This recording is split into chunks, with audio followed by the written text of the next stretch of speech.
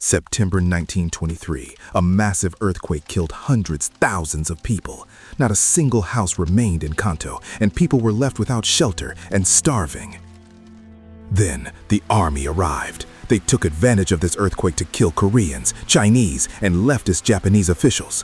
While the people were in misery, they slaughtered everyone associated with the leftist movement and the leftist ideology for their own selfish purposes. This would not be forgotten.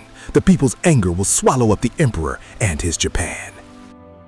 Wake up, my brothers and sisters. The emperor does not care about our people. There is no God here, and the emperor is not a god.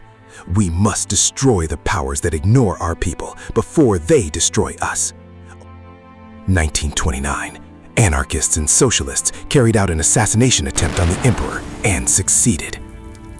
Hirohito was killed, but the army took control and began a great massacre. And now the year is 1936.